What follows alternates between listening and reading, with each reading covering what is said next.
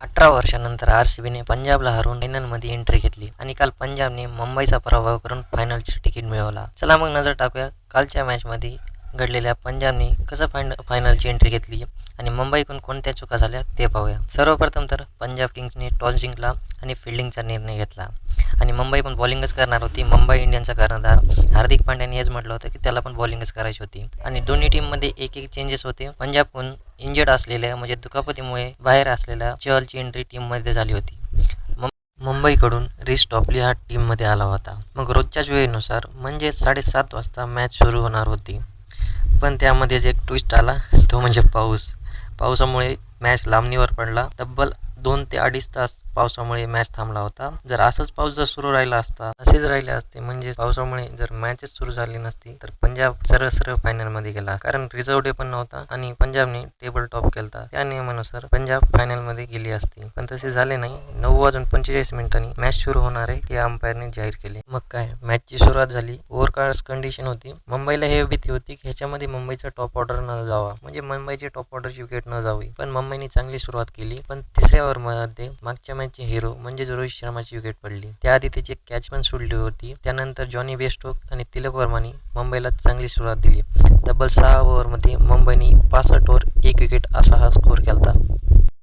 त्यानंतर जॉनी बेस्टोक आणि तिलक वर्माने मुंबईला चांगली सुरुवात दिली. तब्बल 6 ओव्हरमध्ये मुंबईने 65 ओव्हर 1 विकेट असा स्कोर केला. मुंबईची चांगली सुरुवात झाली.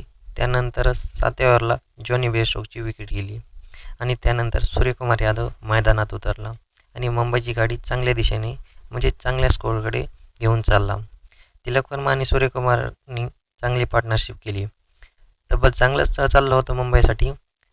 तिलक वर्मा आणि सूर्यकुमारनी 13 ओव्हरपर्यंत 140पेक्षा जास्त स्कोर मुंबईसाठी केलता, पण 14व्या ओव्हरच्या 5व्या बॉलवर सूर्यकुमारची विकेट गेली. मला वाटतं हाच मुंबईसाठी टर्निंग पॉईंट असावा, कारण 223 हा ॲव्हरेज स्कोर आहे अहमदाबादच्या ग्राउंडवर आणि तिथं 203 हा स्कोर पुरेपूर नव्हता डिपेंड करण्यासाठी. 20 ते 25 रन इथे शॉर्ट केले मुंबईने. त्यानंतर काहीच वेळाने तिलक वर्माची पण विकेट गेली आणि हा पार्टनरशिप तुटली. मुंबईचा रन रेट खाली आला.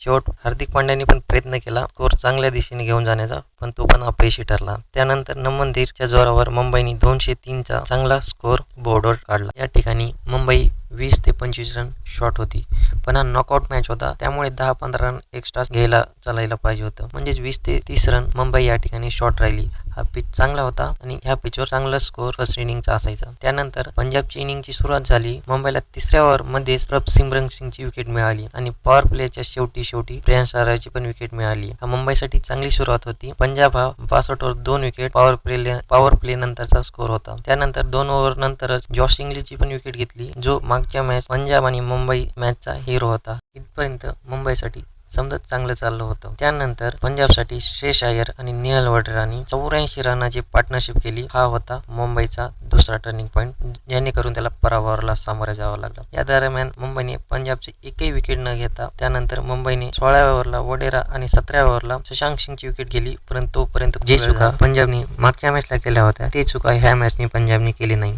चांगली पार्टनरशिप केली, जेणेकरून पंजाब हा विजयी स्टेजवर पोहोचला. शशांक सिंग आणि नेहल वडेराची विकेट येईपर्यंत खूप उशीर झालता. तोपर्यंत पंजाब एक चांगल्या स्टेजपर्यंत पोहोचली होती. त्यानंतर पंजाबने 1 ओव्हर आधीच मॅच जिंकला आणि तब्बल 14 वर्षानंतर फायनलमध्ये प्रवेश केला. तर या सामन्यात मुंबईकडून कुठे आणि कोणत्या चुका झाल्या ते पाहूया. पहिली चूक म्हणजेच 20 ते 25 रन शॉर्ट राहणे. या पिचवर पहिली इनिंगचा औसत स्कोर आहे 223, त्याच्यामुळे 20 ते 25 रन मुंबई इथे शॉर्ट राहिली. दुसरा म्हणजे सूर्यकुमार आणि तिलक वर्माची पार्टनरशिप ब्रेक झाली आणि त्याच्यामधलं ते जे विकेट होते ते मुंबईला चांगलेच महागात पडले. तिसरे म्हणजे महत्त्वाचे म्हणजे जसप्रीत बुमराहला एकही विकेट न मिळणं.